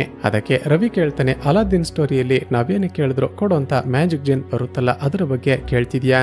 ಅದಕ್ಕೆ ಅಜಯ್ ಹೇಳ್ತಾನೆ, ನಾವು ಇದುವರೆಗೂ ಕಥೆಗಳಲ್ಲಿ ಹಾಗೂ ಮೂವೀಸ್ ಗಳಲ್ಲಿ ನೋಡಿರೋ ರೀತಿ ಎಲ್ಲ ಜಿನ್ಗಳು ಒಳ್ಳೇದಾಗಿರೋದಿಲ್ಲ, ನಿಮಗೆಲ್ಲ ಈಗ ನಿಜವಾದ ಜಿನ್ನ ಕಥೆಯನ್ನ ಹೇಳ್ತೀನಿ ಅಂತ ಒಂದು ಫ್ಲಾಶ್ ಬ್ಯಾಕ್ ಹೇಳೋದಕ್ಕೆ ಶುರು ಮಾಡ್ತಾನೆ. ಸ್ನೇಹಿತರೆ, ಅನಂತ ಬ್ರಹ್ಮಾಂಡದಲ್ಲೇ ಜಿನ್ಗಳು ಅತ್ಯಂತ ದುಷ್ಟಶಕ್ತಿಗಳು. ಜಿನ್ಗಳು ನಮ್ಮ ಜೊತೆ ನಮ್ಮ ಪ್ಯಾರಲಲ್ ವರ್ಲ್ಡ್ ನಲ್ಲೇ ಜೀವನ ನಡೆಸುತ್ತಿರುತ್ತವೆ. ಜಿನ್ಗಳಿಗೆ ನಮ್ಮನ್ನ ನೋಡುವ ಶಕ್ತಿ ಇರುತ್ತೆ, ಆದ್ರೆ ನಮಗೆ ಮಾತ್ರ ಆ ಜಿನ್ಗಳು ಕಾಣಿಸೋದಿಲ್ಲ. ಆ ಜಿನ್ಗಳನ್ನ ನಾವು ಕಣ್ಣಾರೆ ನೋಡ್ಬೇಕು ಅಂದ್ರೆ ಜಿನ್ಗಳು ಮನಸ್ಫೂರ್ತಿಯಾಗಿ ನಮ್ಮ ಮುಂದೆ ಪ್ರತ್ಯಕ್ಷ ಆಗ್ಬೇಕು. ಈ ಜಿನ್ಗಳಿಗೆ ಮನುಷ್ಯರಿಗಿಂತ 10 ಪಟ್ಟು ಹೆಚ್ಚು ಶಕ್ತಿ ಹಾಗೂ ಬುದ್ಧಿ ಇರುತ್ತೆ. ಜಿನ್ಗಳು ಅವಶ್ಯಕತೆ ಬಂದ್ರೆ ಮನುಷ್ಯ ರೂಪ, ಮೃಗಗಳ ರೂಪ, ರಾಕ್ಷಸ ರೂಪವನ್ನ ಕೂಡ ತಾಳುತ್ತವೆ. ಆದ್ರೆ ಇಷ್ಟೊಂದು ಪವರ್ಫುಲ್ ಆಗಿರುವ ಈ ಜಿನ್ಗಳನ್ನ ಕಂಟ್ರೋಲ್ ಮಾಡೋದಕ್ಕೆ ದೇವರು ಒಂದಷ್ಟು ನಿಬಂಧನೆಗಳನ್ನ ಹಾಕಿದ್ದಾನೆ. ಅದೇನಂದ್ರೆ ಜಿನ್ಗಳು ಯಾವತ್ತಿಗೂ ಕೂಡ ಮನುಷ್ಯರ ಜೊತೆ ಫಿಸಿಕಲಿ ಇಂಟಿಮೇಟ್ ಆಗುವ ಹಾಗಿಲ್ಲ. ಒಂದು ವೇಳೆ ಜಿನ್ಗಳು ಈ ಕಂಡೀಷನ್ ಅನ್ನ ಮುರಿದ್ರೆ ದೇವರು ಯಾವತ್ತಿಗೂ ಕೂಡ ಅವುಗಳನ್ನ ಕ್ಷಮಿಸೋದಿಲ್ಲ. ಆಲ್ಮೋಸ್ಟ್ ಎಲ್ಲ ಜಿನ್ಗಳು ದೇವರ ಈ ಕಂಡೀಷನ್ ಅನ್ನ ಫಾಲೋ ಮಾಡುತ್ತವೆ. ಆದ್ರೆ ಒಂದಷ್ಟು ದಾರಿ ತಪ್ಪಿದ ಜಿನ್ಗಳು ದೇವರು ಹಾಕಿರುವ ಈ ಕಂಡೀಷನ್ ಅನ್ನ ಬ್ರೇಕ್ ಮಾಡಿ ಮಹಿಳೆಯರ ಜೊತೆ ಸೆಕ್ಸುಯಲಿ ಇಂಟಿಮೇಟ್ ಆಗಬೇಕು ಅಂತ ಆಸೆ ಪಡುತ್ತವೆ. ಒಂಟಿ ಮಹಿಳೆಯರನ್ನ ಟಾರ್ಗೆಟ್ ಮಾಡಿ ಅವರ ಜೊತೆ ಕಾಂಟ್ಯಾಕ್ಟ್ ಮಾಡೋದಕ್ಕೆ ಟ್ರೈ ಮಾಡುತ್ತವೆ. ಒಂದು ವೇಳೆ ರೆಸ್ಪಾಂಡ್ ಮಾಡಿದ್ರೆ ಯಾವ ವ್ಯಕ್ತಿ ಜಿನ್ಗಳ ಕಾಂಟ್ಯಾಕ್ಟ್ ನಲ್ಲಿರ್ತಾನೋ ಅವರನ್ನ ಆ ಜಿನ್ಗಳು ವಶಪಡಿಸಿಕೊಳ್ಳುತ್ತವೆ. ಸೊ ಇದೇ ರೀತಿಯ ಒಂದು ಜಿನ್ ಕಥೆಯನ್ನ ಈಗ ನಾವು ನೋಡ್ತೀವಿ ಅಂತ ಅಜಯ್ ಕಥೆ ಹೇಳೋದಕ್ಕೆ ಶುರು ಮಾಡ್ತಾನೆ. ಸುಮಾರು 40ರಿಂದ 50 ವರ್ಷಗಳ ಹಿಂದೆ ಅದೇ ಊರಿನ ಹೊರಗಡೆ ಆದಿಲಕ್ಷ್ಮಿ ಫೈರ್ ವರ್ಕ್ಸ್ ಎಂಬ ಒಂದು ದೊಡ್ಡ ಪಟಾಕಿ ಫ್ಯಾಕ್ಟರಿ ಇರುತ್ತೆ. ಆ ಫ್ಯಾಕ್ಟರಿಯ ಓನರ್ ಆಗಿರುವ ಅದಿಬನ್ ಆ ಫ್ಯಾಕ್ಟರಿಯನ್ನ ತುಂಬಾನೇ ಚೆನ್ನಾಗಿ ನಡೆಸಿಕೊಂಡು ಹೋಗ್ತಿರ್ತಾನೆ. ಈ ಅದಿಬನ್ಗೆ ಬಾಲಚಂದ್ರ ಎಂಬ ಒಬ್ಬ ಮಗ ಇರ್ತಾನೆ. ಒಂದು ದಿನ ಈ ಅದಿಬನ್ನ ಹೆಂಡತಿ ತಾನು ಅಕ್ರಮ ಸಂಬಂಧ ಇಟ್ಟುಕೊಂಡಿದ್ದವನ ಜೊತೆ ಓಡಿ ಹೋಗಿರ್ತಾಳೆ. ಇದರಿಂದಾಗಿ ಅದಿಬನ್ಗೆ ಆ ಊರಲ್ಲಿ ತುಂಬಾನೇ ಅವಮಾನ ಆಗಿರುತ್ತೆ. ತನಗೆ ತಾಯಿ ಇಲ್ಲ ಎಂಬ ಕೊರಗು ತನ್ನ ಮಗನಿಗೆ ಬರಬಾರದು ಅಂತ ಅವನನ್ನ ತುಂಬಾನೇ ಪ್ರೀತಿಯಿಂದ ಬೆಳೆಸ್ತಾನೆ. ಹೀಗೆ ಕೆಲವು ವರ್ಷಗಳ ನಂತರ ಅದಿಬನ್ ಮತ್ತೊಬ್ಬಳು ಮಹಿಳೆಯನ್ನ ಇಷ್ಟಪಟ್ಟು ಆಕೆಯನ್ನ ಮದುವೆಯಾಗಿ ಊರ ಹೊರಗಡೆ ಒಂದು ಮನೆ ಮಾಡಿ ಇಟ್ಟಿರ್ತಾನೆ. ಇಲ್ಲಿಗೆ ಕಟ್ಟಾಗಿ ಚಿತ್ರದ ಕತೆ ಹಲವು ವರ್ಷಗಳ ನಂತರಕ್ಕೆ ಅಂದ್ರೆ 1989ಕ್ಕೆ ಶಿಫ್ಟ್ ಆಗುತ್ತೆ. ಈಗ ಅದಿಬನ್ಗೆ ವಯಸ್ಸಾಗಿದ್ದ ಕಾರಣ ಅವನ ಮಗ ಬಾಲಚಂದ್ರ ಫ್ಯಾಕ್ಟರಿಯನ್ನ ನಡೆಸ್ತಿರ್ತಾನೆ. ತನ್ನ ತಾಯಿ ಮಾಡಿದ ಕೆಲಸದಿಂದಾಗಿ ಬಾಲಚಂದ್ರಗೆ ಹುಡುಗಿಯರು ಹಾಗೂ ಮಹಿಳೆಯರನ್ನ ಕಂಡ್ರೇನೆ ಆಗ್ತಿರೋದಿಲ್ಲ. ವಯಸ್ಸಿಗೆ ಬಂದಿದ್ದ ತನ್ನ ಮಗನಿಗೆ ಅದಿಬನ್ ಆತ ಎಷ್ಟೇ ಬೇಡ ಬೇಡ ಅಂದ್ರೂ ಕೂಡ ಫೋರ್ಸ್ ಮಾಡಿ ಅಲಾಗಿನಿ ಎಂಬ ಒಬ್ಬಳು ಸುಂದರವಾದ ಹುಡುಗಿಯ ಜೊತೆ ಮದುವೆ ಮಾಡಿಸಿಬಿಡ್ತಾನೆ. ಆದ್ರೆ ಮದುವೆ ಆದ ಫಸ್ಟ್ ನೈಟೇ ಬಾಲಚಂದ್ರ ತನ್ನ ಹೆಂಡತಿಗೆ, ನೋಡು, ಈ ಮದುವೆ ನನ್ನ ಇಷ್ಟದ ಪ್ರಕಾರ ನಡೆದಿಲ್ಲ, ನನ್ನ ತಂದೆ ತುಂಬಾನೇ ಫೋರ್ಸ್ ಮಾಡಿದ್ರು ಅಂತ ಮದುವೆ ಆಗಿದ್ದೀನಷ್ಟೇ, ನಾವಿಬ್ರು ಯಾವತ್ತಿಗೂ ಕೂಡ ಗಂಡ ಹೆಂಡತಿಯಾಗಿ ಇರೋದಕ್ಕೆ ಸಾಧ್ಯ ಇಲ್ಲ ಅಂತ ಹೇಳ್ತಾ ರೂಮ್ ನಿಂದ ಹೊರಗಡೆ ಹೋಗಿ ಮಲಗಿಕೊಳ್ತಾನೆ. ತನ್ನ ಮದುವೆ ಬಗ್ಗೆ ಎಷ್ಟು ಆಸೆಗಳನ್ನ ಇಟ್ಟುಕೊಂಡಿದ್ದ ಅಲಾಗಿನಿಗೆ ಬಾಲಚಂದ್ರನ ಮಾತುಗಳನ್ನ ಕೇಳಿ ತುಂಬಾನೇ ದುಃಖ ಆಗುತ್ತೆ. ಆದ್ರೂ ಕೂಡ ತನ್ನ ಗಂಡನಿಗೆ ಪ್ರೀತಿಯಿಂದ ಹತ್ತಿರ ಆಗ್ಬೇಕು ಅಂತ ತುಂಬಾನೇ ಪ್ರಯತ್ನ ಪಡ್ತಾಳೆ. ಆದ್ರೆ ಆಕೆ ಹತ್ತಿರ ಬಂದ್ರೆ ಸಾಕು ಬಾಲಚಂದ್ರ ಆಕೆಗೆ ಬೈದು ಕಳುಹಿಸಿ ಬಿಡ್ತಿರ್ತಾನೆ. ಹೀಗೆ ಮದುವೆಯಾಗಿ ಒಂದೇ ಮನೆಯಲ್ಲಿ ಇದ್ದರೂ ಕೂಡ ಇಬ್ಬರು ಒಬ್ಬಂಟಿ ಜೀವನವನ್ನ ನಡೆಸ್ತಿರ್ತಾರೆ. ಹೀಗಿರುವಾಗ್ಲೇ ಒಂದು ದಿನ ಫ್ಯಾಕ್ಟರಿಯಲ್ಲಿ ಒಂದು ಅದೃಶ್ಯ ಶಕ್ತಿ ಆ ಕಡೆ ಈ ಕಡೆ ಸುಳಿದಾಡ್ತಿರೋದನ್ನ ನೋಡ್ತೀವಿ. ಫ್ಯಾಕ್ಟರಿಯಲ್ಲಿ ಕೆಲಸ ಮಾಡ್ತಿದ್ದ ವರ್ಕರ್ಸ್ ಗಳು ಆ ಕಡೆ ಈ ಕಡೆ ನೋಡ್ತಾರೆ. ಆದ್ರೆ ಅವರಿಗೆ ಯಾರು ಕೂಡ ಕಾಣಿಸೋದೇ ಇಲ್ಲ. ಸ್ನೇಹಿತರೆ, ಅಸಲಿಗೆ ಬಾಲಚಂದ್ರನ ಫ್ಯಾಕ್ಟರಿಯಲ್ಲಿ ಆ ಕಡೆ ಈ ಕಡೆ ಸುಳಿದಾಡ್ತಿರುವ ಅದೃಶ್ಯ ಶಕ್ತಿನೇ ಜಿನ್. ಆ ದಿನ ಮಧ್ಯಾಹ್ನ ಬಾಲಚಂದ್ರ ತನ್ನ ಕ್ಯಾಬಿನ್ ನಲ್ಲಿ ಕೂತು ಏನೋ ಡಾಕ್ಯುಮೆಂಟ್ಸ್ ಗಳನ್ನ ಚೆಕ್ ಮಾಡ್ತಿರ್ತಾನೆ. ಆಗ ಇದಕ್ಕಿದ್ದ ಹಾಗೆ ಆ ಕ್ಯಾಬಿನ್ ನ ಲೈಟ್ ಗಳು ಫ್ಲಿಕರ್ ಆಗಿ ಅರ್ಜುನ್ ಇವನನ್ನ ಮಾತನಾಡಿಸೋದಕ್ಕೆ ಟ್ರೈ ಮಾಡುತ್ತೆ. ಆ ವಿಚಿತ್ರವಾದ ಧ್ವನಿಯನ್ನ ಕೇಳಿದ ಬಾಲಚಂದ್ರ ಒಂದು ಸರಿ ಗಾಬರಿಯಾಗಿ ಬಿಡ್ತಾನೆ. ನಂತರ ಅದು ನನ್ನ ಭ್ರಮೆ ಇರಬೇಕು ಅಂತ ತನ್ನ ಕೆಲಸವನ್ನ ಕಂಟಿನ್ಯೂ ಮಾಡ್ತಾನೆ. ಆಗ ಅರ್ಜುನ್ ವಿಚಿತ್ರವಾಗಿ ನಗುತ್ತಾ, ಬಾಲಚಂದ್ರ, ಇದೆಲ್ಲ ನಿನ್ನ ಭ್ರಮೆ ಇರಬೇಕು ಅಂತ ಅಂದುಕೊಳ್ತಿದ್ಯಾ, ಆದ್ರೆ ಇದು ನಿಜ ಅಂತ ಪ್ರೂವ್ ಮಾಡೋದಕ್ಕೆ ನಿನಗೆ ಮಾತ್ರನೇ ಗೊತ್ತಿರುವ ಒಂದು ವಿಷಯವನ್ನ ಹೇಳ್ತೀನಿ ಕೇಳು. ಸುಮಾರು 5-6 ವರ್ಷಗಳ ಹಿಂದೆ ಫ್ಯಾಕ್ಟರಿಯಲ್ಲಿ 10,000 ರೂಪಾಯಿ ಕಳ್ಳತನ ಆಗಿತ್ತು. ಆ ದುಡ್ಡನ್ನ ಕದ್ದಿರೋದು ವೆಂಬು ಎಂಬ ಒಬ್ಬ ವರ್ಕರ್ ಅಂತ ನಿಮ್ಮ ತಂದೆ ಅವನನ್ನ ಪನಿಷ್ ಮಾಡಿದ್ರು. ಆದ್ರೆ ಆ 10,000 ರೂಪಾಯಿನ ಕದ್ದು ಜೂಜಾಟದಲ್ಲಿ ಕಳೆದುಕೊಂಡಿದ್ದೆ ಅಂತ ನಿನ್ನ ತಂದೆಗೆ ಇವತ್ತಿಗೂ ಕೂಡ ಗೊತ್ತಿಲ್ಲ. ಇದನ್ನು ಕೇಳಿದ ಬಾಲಚಂದ್ರಗೆ ಒಂದೇ ಸರಿ ಶಾಕ್ ಆಗಿಬಿಡುತ್ತೆ. ಹೆದರಿಕೊಳ್ಳುತ್ತಲೇ, ಅಷ್ಟಕ್ಕೂ ಯಾರ್ ನೀನು, ನಿನ್ಗೇನ್ ಬೇಕು ಅಂತ ಕೇಳ್ತಾನೆ. ಅದಕ್ಕೆ ಅರ್ಜುನ್ ನಗುತ್ತಾ, ನಾನ್ ಯಾರು ಅನ್ನೋದು ನಿನ್ಗೆ ಇಂಪಾರ್ಟೆಂಟ್ ಅಲ್ಲ, ಆದ್ರೆ ನನ್ನಿಂದ ನಿನ್ಗೆ ಏನು ಯೂಸ್ ಆಗುತ್ತೋ ಅದರ ಬಗ್ಗೆ ಯೋಚನೆ ಮಾಡು ಅಂತ ಹೇಳುತ್ತೆ. ಇದೆಲ್ಲವನ್ನ ಕೇಳಿ ಮತ್ತಷ್ಟು ಗಾಬರಿಗೊಂಡ ಬಾಲಚಂದ್ರ ತಕ್ಷಣವೇ ತನ್ನ ತಂದೆ ಬಳಿ ಓಡಿ ಬರ್ತಾನೆ. ಆದ್ರೆ ತನ್ನ ಮಗನ ಮಾತುಗಳನ್ನು ಕೇಳಿದ ಅದಿಬನ್ ಮಾತ್ರ ಇದು ನಿನ್ನ ಭ್ರಮೆ ಅಂತ ಬೈದು ಅಲ್ಲಿಂದ ಕಳುಹಿಸಿ ಬಿಡ್ತಾನೆ. ಇಲ್ಲಿಗೆ ಕಟ್ಟಾಗಿ ಆ ದಿನ ರಾತ್ರಿ ಬಾಲಚಂದ್ರ ಮಲಗಿಕೊಂಡಿದ್ದಾಗ ಇದ್ದಕ್ಕಿದ್ದ ಹಾಗೆ ವಿಚಿತ್ರ ಶಬ್ದಗಳು ಕೇಳಿಸೋದಕ್ಕೆ ಶುರುವಾಗುತ್ತವೆ. ಎದ್ದು ನೋಡುವಷ್ಟರಲ್ಲಿ ಈತನ ಬೆಡ್ ಶೀಟ್ ಅನ್ನ ಅರ್ಜುನ್ ಕಿತ್ತು ಎಸೆದು ಬಿಡುತ್ತೆ. ಹೆದರಿಕೊಂಡ ಬಾಲಚಂದ್ರ ಜೋರಾಗಿ ಕಿರುಚಿ ಬಿಡುತ್ತಾನೆ. ತಕ್ಷಣವೇ ಇವನ ಹೆಂಡತಿ ಓಡಿ ಬರ್ತಾಳೆ. ತಕ್ಷಣವೇ ಅಲಾಗಿನಿ ಇವನಿಗೆ ನೀರನ್ನ ತಂದು ಕುಡಿಸಿ ಸಮಾಧಾನ ಮಾಡ್ತಾಳೆ. ಏನಾಯ್ತು ಅಂತ ಕೇಳ್ತಾಳೆ. ಆದ್ರೆ ಬಾಲಚಂದ್ರ ಏನನ್ನ ಕೂಡ ಹೇಳದೆ ಸುಮ್ಮನಾಗಿ ಬಿಡುತ್ತಾನೆ. ತನ್ನ ಹೆಂಡತಿ ತನ್ನನ್ನ ಇಷ್ಟೊಂದು ಕೇರ್ ಮಾಡ್ತಿರೋದನ್ನ ನೋಡಿ ಬಾಲಚಂದ್ರಗೆ ಇಷ್ಟ ಆಗುತ್ತೆ. ನಂತರ ಅದೇ ದಿನ ಇಬ್ಬರು ಇಂಟಿಮೇಟ್ ಆಗ್ತಾರೆ. ದಿನಗಳು ಕಳೆದಂತೆ ಬಾಲಚಂದ್ರಗೆ ತನ್ನ ಹೆಂಡತಿ ತನ್ನನ್ನ ಎಷ್ಟು ಪ್ರೀತಿ ಮಾಡ್ತಾಳೆ ಅಂತ ಅರ್ಥ ಆಗುತ್ತೆ. ಇದಾಗಿ ಕೆಲವು ದಿನಗಳ ನಂತರ ದೀಪಾವಳಿ ಸೀಸನ್ ಬರ್ತಿದ್ದ ಕಾರಣ ಪಟಾಕಿ ಪ್ರೊಡಕ್ಷನ್ ಜೋರಾಗುತ್ತೆ. ಫ್ಯಾಕ್ಟರಿಯಲ್ಲಿ ಎಷ್ಟೊಂದು ಕೆಲಸ ಇರುತ್ತೆ ಅಂದ್ರೆ ಬಾಲಚಂದ್ರ ಊಟಕ್ಕೂ ಕೂಡ ಮನೆಗೆ ಹೋಗೋದನ್ನ ಸ್ಟಾಪ್ ಮಾಡ್ತಾನೆ. ಸೊ ಒಂದು ದಿನ ಮಧ್ಯಾಹ್ನ ಅಲಾಗಿನಿ ತನ್ನ ಗಂಡನಿಗೆ ಊಟ ಕೊಡೋದಕ್ಕೆ ಅಂತ ಫ್ಯಾಕ್ಟರಿಗೆ ಊಟದ ಬಾಕ್ಸ್ ಅನ್ನ ತೆಗೆದುಕೊಂಡು ಬರ್ತಾಳೆ. ಶಾಕಿಂಗ್ಲಿ ಅಲಾಗಿನಿ ಆ ಫ್ಯಾಕ್ಟರಿಯ ಒಳಗಡೆ ಕಾಲಿಡ್ತಿದ್ದ ಹಾಗೆ ಅದೃಷ್ಟ ಶಕ್ತಿ ಜಿನ್ ನ ಕೆಟ್ಟ ಕಣ್ಣು ಆಕೆ ಮೇಲೆ ಬೀಳುತ್ತೆ. ಆ ಜಿನ್ ಆಕೆ ಹತ್ತಿರ ಹೋಗೋದಕ್ಕೆ ಟ್ರೈ ಮಾಡುತ್ತೆ. ಆದ್ರೆ ಆಕೆ ಕತ್ತಲ್ಲಿದ್ದ ಮಂಗಳಸೂತ್ರ ಅದನ್ನ ಸ್ಟಾಪ್ ಮಾಡ್ತಿರುತ್ತೆ. ಅಲಾಗಿನಿ ಅಲ್ಲಿಂದ ಹೋದ ನಂತರ ಅಜಿನ್ ಮತ್ತೆ ಬಾಲಚಂದ್ರನ ಜೊತೆ ಮಾತನಾಡೋದಕ್ಕೆ ಶುರು ಮಾಡುತ್ತೆ. ಆದ್ರೆ ಈ ಬಾರಿ ಬಾಲಚಂದ್ರ ಹೆದರಿಕೊಳ್ಳದೆ, ಯಾರ್ ನೀನೋ, ನಿನ್ಗೇನ್ ಬೇಕು ಅಂತ ಮತ್ತೊಮ್ಮೆ ಕೇಳ್ತಾನೆ. ಅದಕ್ಕೆ ಅಜಿನ್ ವಿಚಿತ್ರವಾಗಿ ನಗುತ್ತಾ, ಬಾಲಚಂದ್ರ, ನಾನು ಮೊದ್ಲೇ ನಿನ್ಗೆ ಹೇಳಿಲ್ವಾ, ನಾನ್ ಯಾರು ಅನ್ನೋದು ನಿನ್ಗೆ ಇಂಪಾರ್ಟೆಂಟ್ ಅಲ್ಲ, ನನ್ನಿಂದ ನಿನಗೆ ಆಗುವ ಲಾಭದ ಬಗ್ಗೆ ಮಾತ್ರ ಯೋಚನೆ ಮಾಡು ಅಂತ ಹೇಳುತ್ತೆ. ಅದಕ್ಕೆ ಬಾಲಚಂದ್ರ, ಏನೋ ಲಾಭನ, ಯಾವ ಲಾಭದ ಬಗ್ಗೆ ಮಾತನಾಡ್ತಿದ್ಯಾ ಅಂತ ಕೇಳ್ತಾನೆ. ಅದಕ್ಕೆ ಅಜಿನ್ ಹೇಳುತ್ತೆ, ನಿನ್ನ ತಂದೆಗೆ ಈಗಲೂ ಕೂಡ ಈ ಫ್ಯಾಕ್ಟರಿಯನ್ನ ನೀನು ಸರಿಯಾಗಿ ನಡೆಸ್ತೀಯೋ ಇಲ್ವೋ ಅಂತ ಭಯ ಇದೆ. ನಿನ್ನ ತಂದೆ ಇದುವರೆಗೂ ಈ ಫ್ಯಾಕ್ಟರಿಯಲ್ಲಿ ಗಳಿಸೋದಕ್ಕೆ ಸಾಧ್ಯವಾಗದಷ್ಟು ಲಾಭವನ್ನ ನೀನು ಗಳಿಸುವ ಹಾಗೆ ನಾನ್ ಮಾಡ್ತೀನಿ. ಆದ್ರೆ ಅದರ ಬದಲಾಗಿ ನೀನು ನಾನು ಹೇಳುವ ಒಂದು ಸಣ್ಣ ಕೆಲಸವನ್ನ ಮಾಡ್ಬೇಕು ಅಂತ ಹೇಳುತ್ತೆ. ಬಾಲಚಂದ್ರ ಏನದು ಅಂತ ಕೇಳಿದಾಗ ಶಾಕಿಂಗ್ಲಿ ನಿನ್ನ ಹೆಂಡತಿಯ ಒಂದು ಹನಿ ರಕ್ತವನ್ನ ತಂದು ಕೊಡ್ಬೇಕು ಅಂತ ಹೇಳುತ್ತೆ. ಇದನ್ನ ಕೇಳಿದ ಬಾಲಚಂದ್ರನ ಪಿತ್ತ ನೆತ್ತಿಗೆರುತ್ತೆ. ಯಾವುದೇ ಯಾವುದೇ ಕಾರಣಕ್ಕೂ ನಾನು ಆ ಕೆಲಸವನ್ನ ಮಾಡೋದಿಲ್ಲ ಅಂತ ಹೇಳಿಬಿಡ್ತೇನೆ. ಅದಕ್ಕೆ ಜಿನ್ ಅವನಿಗೆ, ನೋಡು ಬಾಲಚಂದ್ರ, ನಿನಗೆ ನಾನು ಹೆದರಿಸಿಲ್ಲ, ಯಾರನ್ನೋ ಕೊಲೆ ಮಾಡು ಅಂತ ಹೇಳ್ತಿಲ್ಲ. ನಾನ್ ಕೇಳ್ತಿರೋದು ನಿನ್ನ ಹೆಂಡತಿಯ ಒಂದೇ ಒಂದು ಹನಿ ರಕ್ತ ಅಷ್ಟೇ. ಈ ಸಣ್ಣ ಕೆಲಸವನ್ನ ನೀನು ಮಾಡಿದ್ರೆ ನೀನು ಎಕ್ಸ್ಪೆಕ್ಟ್ ಕೂಡ ಮಾಡಿರೋದಷ್ಟು ದುಡ್ಡು ಹಾಗೂ ಗೌರವ ಸಿಗುವ ಹಾಗೆ ಮಾಡ್ತೀನಿ ಅಂತ ಹೇಳುತ್ತೆ. ಮನೆಗೆ ಬಂದ ಬಾಲಚಂದ್ರಗೆ ಅಜಿನ್ ಹೇಳಿದ ಮಾತುಗಳೇ ತಲೆಯಲ್ಲಿ ಓಡ್ತಿರುತ್ತೆ. ಒಂದೇ ಒಂದು ಹನಿ ರಕ್ತ ಅಲ್ವಾ, ಅದರ ಬದಲಿಗೆ ನನಗೆ ಸಾಕಷ್ಟು ದುಡ್ಡು ಹಾಗೂ ಗೌರವ ಸಿಗುತ್ತೆ ಅಂತ ದುರಾಸೆಗೆ ಒಳಗಾಗ್ತಾನೆ. ಅದೇ ದಿನ ಅಲಾಗಿನಿಗೆ ಮತ್ತು ಬರುವ ಔಷಧಿ ಹಾಕಿ ಹಾಲನ್ನ ಕುಡಿಸಿ ಆಕೆ ಪ್ರಜ್ಞೆ ತಪ್ಪಿದ ನಂತರ ಆಕೆಗೆ ಗೊತ್ತಾಗದ ಹಾಗೆ ಒಂದು ಹನಿ ರಕ್ತವನ್ನ ಕಲೆಕ್ಟ್ ಮಾಡಿಕೊಳ್ತಾನೆ. ಮಧ್ಯರಾತ್ರಿ ಆಗಿದ್ರು ಕೂಡ ತಕ್ಷಣ ತನ್ನ ಫ್ಯಾಕ್ಟರಿಗೆ ಹೋಗಿ ಟೇಬಲ್ ನ ಮೇಲೆ ತನ್ನ ಹೆಂಡತಿಯ ರಕ್ತವನ್ನ ಇಡ್ತಾನೆ. ಇದನ್ನು ನೋಡಿದ ಅಜಿನ್ಗೆ ತುಂಬಾನೇ ಖುಷಿಯಾಗುತ್ತೆ. ಸರಿ, ನೀನೀಗ ಕಣ್ಣನ್ನ ಮುಚ್ಕೋ, ನನ್ನ ರೂಪವನ್ನ ನಿನ್ನಿಂದ ನೋಡೋದಕ್ಕೆ ಸಾಧ್ಯ ಆಗೋದಿಲ್ಲ ಅಂತ ಹೇಳುತ್ತೆ. ಬಾಲಚಂದ್ರ ತನ್ನ ಕಣ್ಣನ್ನ ಮುಚ್ಚಿಕೊಳ್ತಿದ್ದ ಹಾಗೆ ಶಾಕಿಂಗ್ಲಿ ಪ್ರತ್ಯಕ್ಷ ಆದ ಅಜಿನ್ ಟೇಬಲ್ ನ ಮೇಲಿದ್ದ ಅಲಾಗಿನಿಯ ರಕ್ತವನ್ನ ನೆಕ್ಕಿ ಬಿಡುತ್ತೆ. ನಂತರ ಬಾಲಚಂದ್ರ, ನಾನು ಹೇಳಿದ ಕೆಲಸವನ್ನ ನೀನು ಮಾಡಿದ್ಯಾ, ಇದರಿಂದಾಗಿ ನನಗೆ ತುಂಬಾನೇ ಖುಷಿಯಾಗಿದೆ. ಬದಲಿಗೆ ನಾನು ನಿನ್ಗೆ ಪ್ರಾಮಿಸ್ ಮಾಡಿರೋ ಹಾಗೆ ನೀನು ದೊಡ್ಡ ಶ್ರೀಮಂತ ಆಗುವ ಹಾಗೆ ಮಾಡ್ತೀನಿ. ನಾನೀಗ ಇಲ್ಲಿಂದ ಹೋಗ್ತಾ ಇದ್ದೀನಿ, ವಾಪಸ್ ನೀನಾಗಿ ನೀನು ಕರೆಯೋವರೆಗೂ ನಾನು ಬರೋದಿಲ್ಲ ಅಂತ ಹೇಳಿ ಅಲ್ಲಿಂದ ಮಾಯಾಗಿ ಬಿಡುತ್ತೆ. ಹೀಗೆ ದಿನಗಳು ಕಳೆದಂತೆ ಬಾಲಚಂದ್ರನ ಪಟಾಕಿ ಬಿಸ್ನೆಸ್ ಇಂಪ್ರೂವ್ ಆಗೋದಕ್ಕೆ ಶುರುವಾಗುತ್ತೆ. ಈತ ತಿಂಗಳು ಪೂರ್ತಿ ಸೇಲ್ ಮಾಡಿದ್ರು ಕೂಡ ಆಗದಷ್ಟು ಲಾಭ ಕೇವಲ ಒಂದೇ ದಿನದಲ್ಲಿ ಆಗೋದಕ್ಕೆ ಶುರುವಾಗುತ್ತೆ. ತನ್ನ ಮಗ ಇಷ್ಟೊಂದು ಬಿಸ್ನೆಸ್ ಅನ್ನ ಡೆವಲಪ್ ಮಾಡಿದ್ದನ್ನ ನೋಡಿದ ಇವನ ತಂದೆಗೂ ಕೂಡ ತುಂಬಾನೇ ಖುಷಿಯಾಗುತ್ತೆ. ಈಗ ಬಾಲಚಂದ್ರ ತನ್ನ ಬಿಸ್ನೆಸ್ ಅನ್ನ ಎಕ್ಸ್ಪ್ಯಾಂಡ್ ಮಾಡಬೇಕು ಅಂತ ಒಂದು ಹೊಸ ಫ್ಯಾಕ್ಟರಿಯನ್ನ ಕಟ್ಟಿಸೋದಕ್ಕೂ ಶುರು ಮಾಡ್ತಾನೆ. ಬರುತ್ತಾ ಈ ಬಾಲಚಂದ್ರಗೆ ದುರಾಸೆ ಶುರುವಾಗುತ್ತೆ. ತಕ್ಷಣವೇ ಫ್ಯಾಕ್ಟರಿಗೆ ಹೋಗಿ ತನ್ನ ಕ್ಯಾಬಿನ್ ನ ಒಳಗಡೆ ಹೋಗಿ ಅಜಿನ್ ಅನ್ನ ಕರೀತಾನೆ. ಸ್ನೇಹಿತರೆ, ಇದೇ ಈ ಬಾಲಚಂದ್ರ ಮಾಡಿದ ಅತಿ ದೊಡ್ಡ ತಪ್ಪು. ಈತ ಕರಿತಿದ್ದ ಹಾಗೆ ಅಜ್ಜಿನ ಧ್ವನಿ ಕೇಳಿಸೋದಕ್ಕೆ ಶುರುವಾಗುತ್ತೆ. ಬಾಲಚಂದ್ರ, ನಾನು ಮೊದಲೇ ಹೇಳಿದಂತೆ ನೀನು ಕರೆದ್ರೆ ಮಾತ್ರನೇ ಬರ್ತೀನಿ ಅಂತ ಹೇಳಿದ್ದೆ. ಸೊ ಈಗ ನೀನು ಕರೆದಿದ್ದ ಕಾರಣ ನಾನು ಬಂದಿದ್ದೀನಿ. ಹೇಳು, ಈಗ ನನ್ನಿಂದ ನಿನ್ಗೆ ಏನಾಗ್ಬೇಕು ಅಂತ ಕೇಳುತ್ತೆ. ಬಾಲಚಂದ್ರ ಖುಷಿಯಿಂದ, ನೀನು ಮಾಡಿದ ಸಹಾಯದಿಂದಾಗಿ ನಾನು ಯಾವತ್ತೂ ಕೂಡ ನೋಡಿರದಷ್ಟು ಲಾಭ ಆಗ್ತಿದೆ. ನಿನ್ನ ಸಹಾಯದಿಂದನೇ ನಾನು ಮತ್ತೊಂದು ಹೊಸ ಫ್ಯಾಕ್ಟರಿಯನ್ನ ಕಟ್ಟಿಸಿ ಅಲ್ಲಿ ಪ್ರೊಡಕ್ಷನ್ ಸ್ಟಾರ್ಟ್ ಮಾಡಿದ್ದೀನಿ. ಇನ್ನೇನು ಕೆಲವೇ ದಿನಗಳಲ್ಲಿ ಮತ್ತೆ ದೀಪಾವಳಿ ಹಬ್ಬ ಬರ್ತಿದೆ. ಎರಡು ಫ್ಯಾಕ್ಟರಿಯಲ್ಲಿ ಕೂಡ ಪಟಾಕಿ ಪ್ರೊಡಕ್ಷನ್ ಜಾಸ್ತಿ ಮಾಡಿಸಿದ್ದೀನಿ. ಈ ಬಾರಿ ನೀನು ನನಗೆ ಸಹಾಯ ಮಾಡಿದ್ರೆ ಹೊಸ ಫ್ಯಾಕ್ಟರಿಯಲ್ಲೂ ಕೂಡ ಸೇಲ್ಸ್ ಜಾಸ್ತಿಯಾಗಿ ಲಾಭ ಡಬಲ್ ಆಗುತ್ತೆ ಅಂತ ಹೇಳ್ತೇನೆ. ಅದಕ್ಕೆ ಅಜಿನ್ ನಗುತ್ತಾ, ಕೇವಲ 2 ಪಟ್ಟು ಲಾಭ ಅಲ್ಲ, ನಿನ್ನನ್ನ ಈ ಊರಲ್ಲೇ ಅತಿ ದೊಡ್ಡ ಶ್ರೀಮಂತ ವ್ಯಕ್ತಿಯನ್ನಾಗಿ ಮಾಡ್ತೀನಿ. ಆದ್ರೆ ಈ ಬಾರಿ ಕೂಡ ನೀನು ನಾನು ಕೇಳುವ ಒಂದು ಕೆಲಸವನ್ನ ಮಾಡ್ಲೇಬೇಕು ಅಂತ ಹೇಳುತ್ತೆ. ಬಾಲಚಂದ್ರ ಖುಷಿಯಿಂದನೇ, ನಿನ್ಗೆ ಒಂದು ಹನಿ ರಕ್ತ ತಾನೇ ಬೇಕಿರೋದು, ನಾನದನ್ನ ಇವತ್ತೇ ತಂದು ಕೊಡ್ತೀನಿ ಅಂತ ಹೇಳ್ತೇನೆ. ಇವರ ಮಾತನ್ನ ಕೇಳಿದ ಅಜಿನ್ ವಿಚಿತ್ರವಾಗಿ ನಗುತ್ತಾ, ಆ ಒಂದು ಹನಿ ರಕ್ತದ ರುಚಿಯನ್ನ ನಾನು ಕಳೆದ ಬಾರಿನೇ ನೋಡಿದ್ದೀನಿ. ನೀನು ಹೇಳಿದ ಕೆಲಸವನ್ನ ನಾನು ಮಾಡಿಕೊಡ್ಬೇಕಂದ್ರೆ ಈ ಬಾರಿ ನಿನ್ನ ಹೆಂಡತಿಯನ್ನ ನನಗೆ ಸಮರ್ಪಿಸಿ ಬಿಡು ಅಂತ ಹೇಳಿಬಿಡುತ್ತೆ. ಅಜಿನ್ನ ಮಾತುಗಳನ್ನ ಕೇಳಿದ ಬಾಲಚಂದ್ರಗೆ ಒಂದೇ ಸರಿ ಶಾಕ್ ಆಗಿ ಬಿಡುತ್ತೆ. ತುಂಬಾನೇ ಕೋಪದಲ್ಲಿ, ನೀನು ಏನನ್ನ ಕೇಳ್ತಿದ್ಯಾ ಅಂತ ನಿನಗೆ ಜ್ಞಾನ ಇದೆಯಾ? ಈ ಕೆಲಸವನ್ನ ನಾನು ಯಾವತ್ತಿಗೂ ಕೂಡ ಮಾಡೋದಿಲ್ಲ ಅಂತ ಹೇಳಿಬಿಡುತ್ತಾನೆ. ಈಗ ಅಜಿನ್ ಬಾಲಚಂದ್ರಗೆ ಬ್ಲಾಕ್ ಮೇಲ್ ಮಾಡೋದಕ್ಕೆ ಶುರು ಮಾಡುತ್ತೆ. ಶ್ರೀಮಂತ ವ್ಯಕ್ತಿಯನ್ನಾಗಿ ಮಾಡಿರುವ ನಿನ್ನನ್ನ ಮತ್ತೆ ರಸ್ತೆ ಮೇಲೆ ಬರುವ ಹಾಗೆ ಮಾಡೋದು ನನಗೆ ದೊಡ್ಡ ವಿಷಯ ಅಲ್ಲ ಅಂತ ಹೇಳುತ್ತೆ.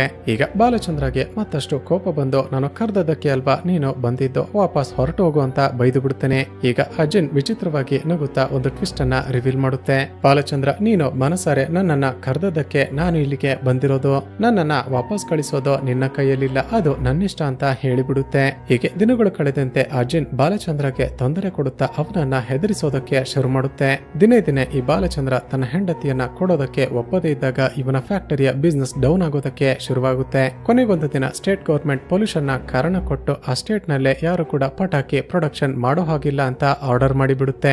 ಇದರಿಂದಾಗಿ ಶಾಕ್ ಆಗಿದ್ದ ಬಾಲಚಂದ್ರಗೆ ಮರುದಿನ ಮತ್ತೊಂದು ಶಾಕಿಂಗ್ ವಿಷಯ ಗೊತ್ತಾಗುತ್ತೆ.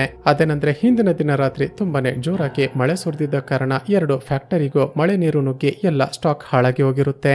ಈಗ ಬಾಲಚಂದ್ರಗೆ ಅರ್ಥ ಆಗುತ್ತೆ, ಇದನ್ನೆಲ್ಲ ಮಾಡ್ತಿರೋದು ಅಜಿನ್ನೇ ಅಂತ. ಕೊನೆಗೂ ಬಾಲಚಂದ್ರ ಸೋತು ಮತ್ತೆ ತನ್ನ ಕ್ಯಾಬಿನ್ ಗೆ ಬಂದು ಅಜಿನ್ನನ್ನ ಕರೀತಾನೆ. ಅಜಿನ್ನ ಧ್ವನಿ ಕೇಳ್ತಿದ್ದ ಹಾಗೆ, ದಯವಿಟ್ಟು ನನಗೆ ತೊಂದರೆ ಕೊಡ್ಬೇಡ, ಬೇಕಾದ್ರೆ ನನ್ನನ್ನ ಬಲಿ ತೆಗೆದುಕೋ, ನನ್ನ ಹೆಂಡತಿಯನ್ನ ಮಾತ್ರ ಕೇಳ್ಬೇಡ ಅಂತ ಅಳುತ್ತಾ ಬೇಡಿಕೊಳ್ತಾನೆ. ಅದಕ್ಕೆ ಅಜಿನ್ ಮತ್ತೆ ವಿಚಿತ್ರವಾಗಿ ನಗುತ್ತಾ, ಬಾಲಚಂದ್ರ, ನಿನ್ನನ್ನ ನೋಡ್ತಿದ್ರೆ ಅಯ್ಯೋ ಅನಿಸ್ತಿದೆ. ನೀನ್ ನೋಡಿದ್ರೆ ನಿನ್ನ ಹೆಂಡತಿಯನ್ನ ಇಷ್ಟೊಂದು ಪ್ರೀತಿ ಮಾಡ್ತೀಯ, ಆದ್ರೆ ಆಕೆ ನಿನಗೇನೆ ಮೋಸ ಮಾಡಿ ಮದ್ವೆ ಆಗಿದ್ದಾಳೆ ಅನ್ನೋ ವಿಷಯ ನಿನಗೆ ಗೊತ್ತಾ ಅಂತ ಒಂದು ಟ್ವಿಸ್ಟ್ ಅನ್ನ ರಿವೀಲ್ ಮಾಡುತ್ತೆ. ನಿನ್ನ ಹೆಂಡತಿ ಬಳಿ ಹೋಗಿ ಕೈಲಾಶ್ ಎಂಬ ಹುಡುಗ ಯಾರು ಅಂತ ಕೇಳು, ಆಮೇಲೆ ಬಂದು ನನ್ನ ಜೊತೆ ಮಾತಾಡು ಅಂತ ಹೇಳುತ್ತೆ. ಈಗ ಬಾಲಚಂದ್ರಗೂ ಕೂಡ ಈ ಕೈಲಾಶ್ ಎಂಬ ಹುಡುಗ ಯಾರು ಅಂತ ತಲೆ ಕೆಡುತ್ತೆ. ತಕ್ಷಣ ತನ್ನ ಹೆಂಡತಿ ಬಳಿ ಹೋಗಿ ಕೈಲಾಶ್ ಎಂಬ ಎಂಬ ಹುಡುಗನ ಬಗ್ಗೆ ವಿಚಾರಿಸ್ತಾನೆ. ಅದಕ್ಕೆ ಅಲಾಗಿನಿ ನಿಜವಾಗಿಯೂ ನಡೆದದ್ದೇನು ಅಂತ ಎಕ್ಸ್ಪ್ಲೇನ್ ಮಾಡ್ತಾಳೆ. ಸ್ನೇಹಿತರೆ, ಮದುವೆಗೂ ಮುಂಚೆ ಈ ಅಲಾಗಿನಿ ಕೈಲಾಶ್ ಎಂಬ ಆ ಹುಡುಗನನ್ನ ಪ್ರೀತಿ ಮಾಡ್ತಿರ್ತಾಳೆ. ಆದ್ರೆ ಅಲಾಗಿನಿ ಮನೆಯಲ್ಲಿ ಈಕೆಯ ಮದುವೆ ವಿಷಯ ಸ್ಟಾರ್ಟ್ ಆಗ್ತಿದ್ದ ಹಾಗೆ ಆ ಕೈಲಾಶ್ ಮದುವೆ ಆಗೋದಿಲ್ಲ ಅಂತ ಹೇಳಿಬಿಟ್ಟಿರ್ತಾನೆ. ಇದಾದ ನಂತರವೇ ಈಕೆಯ ಅಪ್ಪ ಅಮ್ಮ ಬಾಲಚಂದ್ರ ಜೊತೆ ಮದುವೆ ಮಾಡಿಸಿರ್ತಾರೆ. ಅಲಾಗಿನಿ ತನ್ನ ಗಂಡನಿಗೆ ನಿಜವಾಗಿಯೂ ನನ್ನ ಹಾಗೂ ಅವನ ಮಧ್ಯ ಈಗ ಯಾವುದೇ ಕನೆಕ್ಷನ್ ಇಲ್ಲ, ನಾವಿಬ್ರು ಪ್ರೀತಿ ಮಾಡ್ತಿದ್ದಾಗ್ಲೂ ಕೂಡ ಅವನ ಜೊತೆ ನಾನು ಇಂಟಿಮೇಟ್ ಆಗಿರ್ಲಿಲ್ಲ ಅಂತ ಹೇಳ್ತಾಳೆ. ತಕ್ಷಣವೇ ಬಾಲಚಂದ್ರ ಜಿನ್ ಬಳಿ ಬಂದು, ನೀನು ಹೇಳಿದ ಹಾಗೆ ಆ ಕೈಲಾಶ್ನ ಬಗ್ಗೆ ವಿಚಾರಿಸಿದೆ. ನನ್ನ ಹೆಂಡತಿ ಆ ಕೈಲಾಶ್ನನ್ನ ಪ್ರೀತಿ ಮಾಡಿದ್ರ ಬಗ್ಗೆ ಎಲ್ಲವನ್ನ ಹೇಳಿಕೊಂಡ್ಲು. ನಿನ್ನ ಮಾತನ್ನ ಕೇಳಿ ನಾನು ನನ್ನ ಹೆಂಡತಿ ಮೇಲೇನೆ ಅನುಮಾನ ಪಟ್ಟೆ ಅಂತ ಬೈತಾನೆ. ಅದಕ್ಕೆ ಅಜಿನ್ ಮತ್ತೆ ವಿಚಿತ್ರವಾಗಿ ನಗುತ್ತಾ, ಬಾಲಚಂದ್ರ, ನೀನು ಇಷ್ಟೊಂದು ಇನ್ನೋಸೆಂಟ್ ಅಂತ ಗೊತ್ತಿರ್ಲಿಲ್ಲ. ನಿನ್ನ ಹೆಂಡತಿಯ ಮಾತನ್ನ ಅಷ್ಟೊಂದು ಈಸಿಯಾಗಿ ನಂಬಿ ಬಿಟ್ಟಲ್ಲ ಅಂತ ಒಂದು ದೃಶ್ಯವನ್ನ ತೋರಿಸುತ್ತೆ. ಅದರಲ್ಲಿ ಅಲಾಗಿನಿ ಮದುವೆಗೂ ಮುಂಚೆ ಆಕೆ ಪ್ರೀತಿ ಮಾಡ್ತಿದ್ದ ಕೈಲಾಶ್ನ ಜೊತೆ ಇಂಟಿಮೇಟ್ ಆಗ್ತಿರೋದು ಕಾಣಿಸುತ್ತೆ.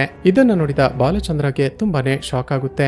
ನನ್ನ ಹೆಂಡತಿ ನನಗೇನೆ ಮೋಸ ಮಾಡಿಬಿಟ್ಲಲ್ಲ ಅಂತ ಅದೇ ಕೋಪದಲ್ಲಿ ತನ್ನ ತಂದೆಯ ಬಳಿಗೆ ಹೋಗ್ತಾನೆ. ಫ್ಯಾಕ್ಟರಿಯಲ್ಲಿ ಅಜಿನ್ ಜೊತೆ ಮೊದಲಿನಿಂದ ನಡೆದಿರುವ ಎಲ್ಲವನ್ನ ಎಕ್ಸ್ಪ್ಲೇನ್ ಮಾಡ್ತಾನೆ. ಅದಕ್ಕೆ ಶಾಕಿಂಗ್ಲಿ ಇವನ ತಂದೆ ಹೇಳೋದೇನ್ ಗೊತ್ತಾ, ಬಾಲಚಂದ್ರ, ನಿನ್ನ ಬಳಿ ದುಡ್ಡಿದ್ರೆ ಎಲ್ಲರೂ ನಿನಗೆ ಗೌರವ ಕೊಡ್ತಾರೆ. ಅಲಾಗಿನಿ ರೀತಿ ಸುಂದರವಾಗಿರುವ 10 ಜನ ಹೆಂಡತಿಯರನ್ನ ನೀನು ಮದುವೆ ಆಗ್ಬಹುದು. ಅದೇ ಒಂದು ವೇಳೆ ನಿನ್ನ ಬಳಿ ದುಡ್ಡಿಲ್ಲ ಅಂದ್ರೆ ಯಾರು ಕೂಡ ನಿನ್ಗೆ ಮರ್ಯಾದೆ ಕೊಡೋದಿಲ್ಲ. ನಿನ್ನ ಹೆಂಡತಿಯನ್ನ ಅಜಿನ್ಗೆ ಕೊಟ್ಟು ಬಿಡು ಅಂತ ಹೇಳ್ತಾನೆ. ತನ್ನ ತಂದೆಯ ಮಾತುಗಳನ್ನ ಕೇಳಿದ ಬಾಲಚಂದ್ರಗೂ ಕೂಡ ಶಾಕ್ ಆಗುತ್ತೆ. ಅಪ್ಪ, ಒಂದ್ ವೇಳೆ ಹಾಗೇನಾದ್ರೂ ಮಾಡಿದ್ರೆ ಊರಿನ ಜನಗಳು ಅಲಾಗಿನಿ ಬಗ್ಗೆ ಕೇಳಿದಾಗ ಏನ್ ಹೇಳೋದು ಅಂತ ಕೇಳ್ತಾನೆ. ಅದಕ್ಕೆ ಅದಿಬನ್ ಹೇಳ್ತಾನೆ, ನಿನ್ನ ಹೆಂಡತಿ ಯಾರ ಜೊತೆನೋ ಓಡಿ ಹೋದ್ಲು ಅಂತ ಹೇಳು. ಸ್ನೇಹಿತರೆ, ಇವರಿಬ್ಬರು ಹೀಗೆ ಮಾತಾಡ್ತಿದ್ರೆ ಮತ್ತೊಂದು ಶಾಕಿಂಗ್ ಟ್ವಿಸ್ಟ್ ರಿವೀಲ್ ಆಗುತ್ತೆ. ಅದೇನಂದ್ರೆ, ಈ ಬಾಲಚಂದ್ರಗೂ ಮುಂಚೆ ಇವನ ತಂದೆ ಅದಿಬನ್ ಕೂಡ ಆ ಜಿನ್ನ ಜೊತೆ ಕಾಂಟ್ಯಾಕ್ಟ್ ನಲ್ಲಿದ್ದ. ಹಾಗೂ ಚಿಕ್ಕ ವಯಸ್ಸಲ್ಲಿ ಇವನ ಹೆಂಡತಿ ಅಂದ್ರೆ ಬಾಲಚಂದ್ರನ ತಾಯಿ ಯಾರ ಜೊತೆನೋ ಓಡಿ ಹೋಗಿದ್ಲು ಅಂತ ತೋರಿಸಲಾಗಿತ್ತಲ್ಪ. ಅಷ್ಟಕ್ಕೂ ಆಕೆ ಯಾರ ಜೊತೆಗೂ ಕೂಡ ಓಡಿ ಹೋಗಿರೋದಿಲ್ಲ. ಅವಳನ್ನ ಈ ಅದಿಬನ್ ಅಜಿನ್ಗೆ ಒಪ್ಪಿಸಿರ್ತಾನೆ. ಹೀಗೆ ತನ್ನ ತಂದೆಯ ಮಾತುಗಳನ್ನ ಕೇಳಿದ ಮೇಲಂತೂ ಬಾಲಚಂದ್ರ ಅಜಿನ್ಗೆ ತನ್ನ ಹೆಂಡತಿಯನ್ನ ಒಪ್ಪಿಸೋದಕ್ಕೆ ನಿರ್ಧಾರ ಮಾಡ್ತಾನೆ. ನಂತರ ಒಂದು ಪ್ಲಾನ್ ಮಾಡಿ ತನ್ನ ಹೆಂಡತಿಯ ಬಳಿಗೆ ಹೋಗಿ, ನಮ್ಮ ಫ್ಯಾಕ್ಟರಿಯಲ್ಲಿ ದಿನೇ ದಿನೇ ಲಾಭ ಕಡಿಮೆ ಆಗ್ತಿದೆ. ಮೊದಲಿನ ಹಾಗೆ ಫ್ಯಾಕ್ಟರಿಯಲ್ಲಿ ಲಾಭ ಜಾಸ್ತಿ ಆಗ್ಬೇಕಂದ್ರೆ ಒಂದು ಪೂಜೆಯನ್ನ ಮಾಡಿಸ್ಬೇಕಂತೆ. ಆ ಪೂಜೆಗೆ ನಾವಿಬ್ರು ಹೊಸದಾಗಿ ಮದುವೆ ಆಗ್ತಿರುವ ಗಂಡು ಹೆಣ್ಣಿನ ರೀತಿ ರೆಡಿಯಾಗಿ ನಮ್ಮ ಫ್ಯಾಕ್ಟರಿಗೆ ಹೋಗ್ಬೇಕು. ಪೂಜೆ ಆದ ನಂತರ ಅಲ್ಲಿ ನಮಗೆ ಮತ್ತೊಮ್ಮೆ ಮದುವೆಯನ್ನ ಮಾಡಿಸ್ತಾರಂತೆ. ಈಗ ತನ್ನ ಗಂಡನ ಮಾತನ್ನ ನಂಬಿದ ಅಲಾಗಿನಿ ಆತ ಹೇಳಿದ ಹಾಗೆ ರೆಡಿಯಾಗಿ ಅವನ ಜೊತೆ ಸುಮಾರು ಮಧ್ಯರಾತ್ರಿ 3 ಗಂಟೆಗೆ ಫ್ಯಾಕ್ಟರಿಗೆ ಹೋಗ್ತಾಳೆ. ರೆಡಿಯಾಗುವ ಅರ್ಜೆಂಟ್ ನಲ್ಲಿ ಅಲಾಗಿನಿ ತನ್ನ ಕತ್ತಿನಲ್ಲಿದ್ದ ಮಂಗಳಸೂತ್ರವನ್ನ ಮನೆಯಲ್ಲೇ ಇಟ್ಟು ಬಂದಿರ್ತಾಳೆ. ಬಾಲಚಂದ್ರ ತನ್ನ ಹೆಂಡತಿಯನ್ನ ಆ ರೂಮ್ ನಲ್ಲಿ ಇರೋದಕ್ಕೆ ಹೇಳಿ ಪೂಜಾರಿಯನ್ನ ಕರೆದುಕೊಂಡು ಬರ್ತೀನಿ ಅಂತ ಹೊರಗಡೆ ಬರ್ತಾನೆ.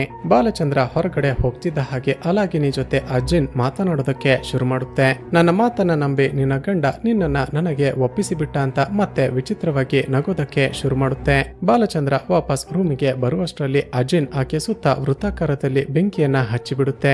ಒಂದೇ ಸರಿ ಹೆದರಿಕೊಂಡ ಅಲಾಗಿನಿ ತನ್ನ ಗಂಡನಿಗೆ ಇಲ್ಲೇನ್ ನಡೀತಿದೆ, ದಯವಿಟ್ಟು ನನ್ನನ್ನ ಕಾಪಾಡಿ ಅಂತ ಬೇಡಿಕೊಳ್ತಾಳೆ. ಈಗ ಬಾಲಚಂದ್ರ ಕೋಪದಲ್ಲಿ, ನೀನು ನನಗೇನೆ ಮೋಸ ಮಾಡ್ತೀಯಾ? ಮದುವೆಗೂ ಮುಂಚೆ ನೀನು ಆ ಕೈಲಾಶ್ನನ್ನ ಪ್ರೀತಿ ಮಾಡಿ ಅವನ ಜೊತೆ ಇಂಟಿಮೇಟ್ ಆಗಿದ್ದನ್ನ ನನ್ನಿಂದಾನೆ ಮುಚ್ಚಿಡ್ತೀಯ ಅಂತ ಬೈತಾನೆ. ತನ್ನ ಗಂಡನ ಮಾತುಗಳನ್ನ ಕೇಳಿದ ಅಲಾಗಿನಿಗೆ ತುಂಬಾನೇ ಬೇಜಾರಾಗುತ್ತೆ. ಆ ದಿನ ನಾವಿಬ್ರು ಫಸ್ಟ್ ಟೈಮ್ ಇಂಟಿಮೇಟ್ ಆದಾಗ ನನಗೆ ಬ್ಲೀಡ್ ಆಗಿದ್ದನ್ನ ನೀವು ನೋಡಿರ್ಲಿಲ್ವಾ? ಅದನ್ನ ನೋಡಿದ್ರು ಕೂಡ ನಾನು ಮೊದಲೇ ಇಂಟಿಮೇಟ್ ಆಗಿದ್ದೆ ಅಂತ ನನ್ನ ಮೇಲೇನೆ ಅನುಮಾನ ಪಟ್ರ? ಯಾರದೋ ಮಾತನ್ನ ಕೇಳಿ ನಿಮ್ಮ ಮಗುವಿಗೆ ತಾಯಿ ಆಗ್ತಿರುವ ನನ್ನನ್ನ ಬಲಿ ಕೊಡೋದಕ್ಕೆ ಹೊರಟಿದ್ದೀರಾ ಅಂತ ಅಳ್ತಾಳೆ. ಈಗ ತನ್ನ ಹೆಂಡತಿ ಪ್ರೆಗ್ನೆಂಟ್ ಅಂತ ಗೊತ್ತಾಗ್ತಿದ್ದ ಹಾಗೆ ಬಾಲಚಂದ್ರಗೆ ತಾನು ಮಾಡಿದ್ದ ತಪ್ಪು ಅರಿವಾಗುತ್ತೆ. ಸ್ನೇಹಿತರೆ, ಅಸಲಿಗೆ ಅಜಿನ್ ಈ ಬಾಲಚಂದ್ರನನ್ನ ಮೆನಿಪುಲೇಟ್ ಮಾಡೋದಕ್ಕೆ ಅಂತ ಒಂದು ಫೇಕ್ ದೃಶ್ಯವನ್ನ ತೋರಿಸಿರುತ್ತೆ. ಈಗ ಜಿನ್ ತನಗೆ ಮೋಸ ಮಾಡಿತ್ತು ಅಂತ ಬಾಲಚಂದ್ರಗೆ ಅರ್ಥ ಆಗುತ್ತೆ. ತಕ್ಷಣ ಬಾಲಚಂದ್ರ ತನ್ನ ಹೆಂಡತಿಯನ್ನ ಕಾಪಾಡಿಕೊಳ್ಬೇಕು ಅಂತ ಆ ವೃತ್ತದ ಒಳಗಡೆ ಬರೋದಕ್ಕೆ ಟ್ರೈ ಮಾಡ್ತಾನೆ. ಆದ್ರೆ ಅಷ್ಟರಲ್ಲೇ ಅಲಾಗಿನಿಯ ಹಿಂದೆ ಬೆಂಕಿ ಆಕಾರದಲ್ಲಿ ಪ್ರತ್ಯಕ್ಷ ಆದ ಜಿನ್ ಆಕೆಯನ್ನ ಕರೆದುಕೊಂಡು ಮಾಯಾಗಿ ಬಿಡುತ್ತೆ. ಸ್ನೇಹಿತರೆ, ಚಿತ್ರದ ಶುರುವಿನಲ್ಲಿ ನಾವು ನೋಡಿದ್ದ ಸಮುದ್ರ ಮಂಥನದ ಕತೆ ಈ ಕತೆಗೆ ಹೇಗೆ ಕನೆಕ್ಟ್ ಆಗುತ್ತೆ ಅಂತ ನೀವೀಗ ಇಮ್ಯಾಜಿನ್ ಮಾಡ್ಕೋಬಹುದು. ಹೀಗೆ ತನ್ನ ಹೆಂಡತಿಯನ್ನ ಕಳೆದುಕೊಂಡ ಬಾಲಚಂದ್ರ ತುಂಬಾನೇ ಎಮೋಷನಲ್ ಆಗಿ ಜೋರಾಗಿ ಅಳೋದಕ್ಕೆ ಶುರು ಮಾಡ್ತಾನೆ. ಮನೆಗೆ ಹೋದ ನಂತರ ಅದಿಬನ್ ಬಾಲಚಂದ್ರಗೆ ಹೋಗಿದ್ದ ಕೆಲಸ ಏನಾಯ್ತು ಅಂತ ಕೇಳ್ತಾನೆ. ಈಗ ಅದಿಬನ್ ತನ್ನ ಹೆಂಡತಿ ಅಂದ್ರೆ ಬಾಲಚಂದ್ರನ ತಾಯಿಯನ್ನ ಅಜಿನ್ಗೆ ಒಪ್ಪಿಸಿದ್ದ ಅಲ್ವಾ, ಜೊತೆಗೆ ತನಗೂ ಕೂಡ ತನ್ನ ಹೆಂಡತಿಯನ್ನ ಅಜಿನ್ಗೆ ಒಪ್ಪಿಸಿ ಬಿಡು ಅಂತ ಹೇಳಿದ್ದ ಅಲ್ವಾ. ಇದಕ್ಕೆಲ್ಲ ಕಾರಣ ತನ್ನ ತಂದೆ ಅದಿಬನ್ನೆ ಅಂತ ಅವನಿಗೆ ಉಸಿರುಗಟ್ಟಿಸಿ ಸಾಯಿಸಿ ಬಿಡ್ತಾನೆ. ನಂತರ ವಾಪಸ್ ಫ್ಯಾಕ್ಟರಿಗೆ ಬಂದು ಯಾವ ಜಾಗದಲ್ಲಿ ಅಜಿನ್ ಅಲಾಗಿನಿಯನ್ನ ಬಲಿ ಪಡೆದುಕೊಂಡಿತ್ತೋ ಅದೇ ಜಾಗದಲ್ಲಿ ನೇಣು ಹಾಕಿಕೊಂಡು ಸತ್ತು ಹೋಗ್ತಾನೆ. ಇಲ್ಲಿಗೆ ಸೀನ್ ಕಟ್ಟಾಗಿ ಚಿತ್ರದ ಕತೆ ಈಗ ಪ್ರೆಸೆಂಟ್ ಗೆ ಬರುತ್ತೆ. ಅಜಯ್ ಹೇಳಿದ ಈ ಸ್ಟೋರಿಯನ್ನು ಕೇಳಿದ ಇವನ ಫ್ರೆಂಡ್ಸ್ ಗಳಿಗೆ ಭಯ ಆಗೋದಕ್ಕೆ ಶುರುವಾಗುತ್ತೆ. ಅಜಯ್, ನಮ್ಮ ಊರಲ್ಲಿ ಇಂಥ ಘಟನೆ ಮೊದಲು ನಡೆದಿತ್ತ? ಅಷ್ಟಕ್ಕೂ ಬಾಲಚಂದ್ರ ನಡೆಸುತ್ತಿದ್ದ ಆ ಫ್ಯಾಕ್ಟರಿ ಎಲ್ಲಿದೆ ಅಂತ ಕೇಳ್ತಾನೆ. ಸ್ನೇಹಿತರೆ, ಅಜಯ್ ಈಗ ಒಂದು ಶಾಕಿಂಗ್ ಟ್ವಿಸ್ಟ್ ಅನ್ನ ರಿವೀಲ್ ಮಾಡ್ತಾನೆ. ನಾವೆಲ್ಲ ಯಾವ ಜಾಗದಲ್ಲಿ ಕುಳಿತು ಈಗ ಡ್ರಿಂಕ್ಸ್ ಮಾಡ್ತಿದ್ದೀವೋ ಇದು ಆ ಬಾಲಚಂದ್ರ ನಡೆಸುತ್ತಿದ್ದ ಅದೇ ಫ್ಯಾಕ್ಟರಿ ಅಂತ ಹೇಳ್ತಾನೆ. ಇವನ ಮಾತನ್ನ ಕೇಳಿದ ಇವನ ಫ್ರೆಂಡ್ಸ್ ಗಳು ಒಂದೇ ಸರಿ ಗಾಬರಿಯಾಗಿ ಬಿಡ್ತಾರೆ. ಅಜಯ್ ನಿನ್ಗೇನಾದ್ರೂ ತಲೆ ಕೆಟ್ಟಿದ್ಯಾ? ಈ ಜಾಗಕ್ಕೆ ಯಾಕೆ ನಮ್ಮನ್ನ ಕರೆದುಕೊಂಡು ಬಂದೆ ಅಂತ ಹೇಳುತ್ತಿರುವಾಗ್ಲೇ ಇವರು ತಂದಿದ್ದ ಟಾರ್ಚ್ ಗಳು ಫ್ಲಿಕರ್ ಆಗೋದಕ್ಕೆ ಶುರುವಾಗುತ್ತವೆ. ಹೆದರಿಕೊಂಡ ಎಲ್ಲರೂ ಏನಾಗ್ತಿದೆ ಅಂತ ನೋಡುವಷ್ಟರಲ್ಲಿ ಶಾಕಿಂಗ್ಲಿ ಸಡನ್ ಆಗಿ ಅಲಾಗಿನಿಯ ಆತ್ಮ ಪ್ರತ್ಯಕ್ಷ ಆಗಿಬಿಡುತ್ತೆ. ಒಂದೇ ಸರಿ ಹೆದರಿಕೊಂಡ ಎಲ್ಲರೂ ಜೋರಾಗಿ ಕಿರ್ಚೋದಕ್ಕೆ ಶುರು ಮಾಡ್ತಾರೆ ಹಾಗೂ ಇಲ್ಲಿಗೆ ಈ ಚಿತ್ರ ಮುಕ್ತಾಯವಾಗುತ್ತೆ. ಮೂವಿಯ ಕ್ರೆಡಿಟ್ ಸೀನ್ ನಲ್ಲಿ ಬಾಲಚಂದ್ರನ ಜೀವನದಲ್ಲಿ ನಡೆದ ಆ ಘಟನೆ ಅಜಯ್ಗೆ ಹೇಗೆ ಗೊತ್ತೋ, ಅಜಯ್ಗೂ ಈ ಕತೆಗೂ ಏನಾದ್ರೂ ಲಿಂಕ್ ಇದೆಯಾ? ಅಜಯ್ ಡ್ರಿಂಕ್ಸ್ ಮಾಡೋದಕ್ಕೆ ಅಂತ ಹೇಳಿ ತನ್ನ ಫ್ರೆಂಡ್ಸ್ ಗಳನ್ನ ಆ ಜಾಗಕ್ಕೆ ಯಾಕೆ ಕರೆದುಕೊಂಡು ಹೋದ? ಹಾಗೂ ಆ ಫ್ಯಾಕ್ಟರಿಗೆ ಆದಿಲಕ್ಷ್ಮಿ ಫೈರ್ ವರ್ಕ್ಸ್ ಅಂತ ಯಾಕೆ ಹೆಸರಿತ್ತು? ಅಷ್ಟಕ್ಕೂ ಆದಿಲಕ್ಷ್ಮಿ ಯಾರು? ಜಿನ್ ಆ ಫ್ಯಾಕ್ಟರಿ ಒಳಗಡೆ ಹೇಗೆ ಬಂತು? ಅದು ಅದಿಬನ್ ಹಾಗೂ ಅವನ ಮಗ ಬಾಲಚಂದ್ರನನ್ನ ಹೇಗೆ ಕಾಂಟ್ಯಾಕ್ಟ್ ಮಾಡ್ತು? ಇದರ ಹಿಂದೆ ಇರುವ ಕಥೆ ಏನು ಅಂತ ನಾವು ತಿಳಿದುಕೊಳ್ಬೇಕು ಅಂದ್ರೆ ತಂತಿರಂ ಚಾಪ್ಟರ್ 2ಗೆ ವೇಟ್ ಮಾಡಬೇಕು ಅಂತ ತೋರಿಸಲಾಗುತ್ತೆ. ಸ್ನೇಹಿತರೆ, ಈ ವಿಡಿಯೋ ಇಷ್ಟ ಆಗಿದ್ರೆ ವಿಡಿಯೋಗೆ ಒಂದು ಲೈಕ್ ಮಾಡಿ ಶೇರ್ ಮಾಡೋದನ್ನ ಮರೆಯಬೇಡಿ. ಇದೇ ರೀತಿಯ ವಿಡಿಯೋಸ್ಗಾಗಿ ಈ ಚಾನಲ್ ಅನ್ನ ಸಬ್ಸ್ಕ್ರೈಬ್ ಮಾಡಿಕೊಂಡು ಪಕ್ಕದಲ್ಲಿರುವ ಬೆಲ್ ಐಕಾನ್ ಅನ್ನ ಕ್ಲಿಕ್ ಮಾಡಿ.